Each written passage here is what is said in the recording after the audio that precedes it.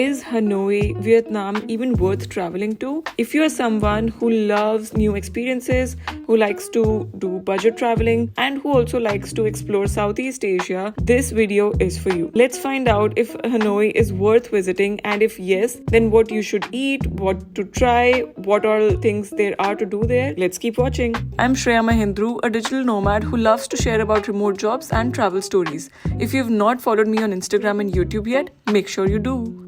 The types of coffee were totally an unexpected cultural shock for me. The menu is huge and diverse. It's been 2 weeks, 3 weeks here, and I've been trying a new type of coffee every day. There's salt coffee, there's caramel coffee, there's tiramisu coffee, there's coconut coffee, there's drip coffee, there's black coffee, there's brown coffee, and also so many types of teas as well. The menus are huge and diverse, and the coffees are so affordable.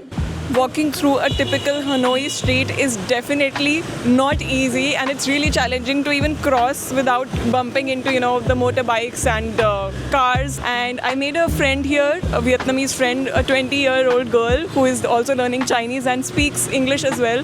So I'm going to her mom's shop to eat pho because we already had it and it was really good, and also meet up with her if she's available as well. So let's go and check out a pho shop, a typical pho shop on the streets of Hanoi. So there's a shop here which sells banh mi, which is the breads inspired from baguette, because French people, of course, colonized Vietnam. It also has filling, and you can customize those fillings as well. And there's also bao, which is a bun made out of rice starch, and it may have different types of filling as well. Okay, we're here at the shop, and I'm going to try and have vegetarian pho today. We've ordered 2 pho, and one is vegetarian, one is beef. So once it arrives, I'll show you a video of that too.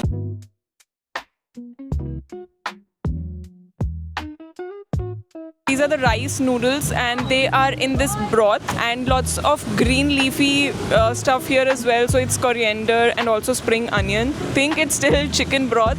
So if you're pure vegetarian, maybe not for you. Make sure that you check it with the vendor before you start eating. It's so good. I don't know what flavor this is. It's like spring onion flavor, a little bit of ginger as well. And it's just so refreshing and so filling also. I know it's not very heavy to eat, but it's very filling. And having this on the busy streets of Hanoi, look at this. So this is the final resting place of Ho Chi Minh, who was a very, very famous and dedicated freedom fighter for Vietnam. And there's, of course, a city also named after him, which is Saigon City, which is now called Ho Chi Minh City as well. And this is the final resting place of Ho Chi Minh.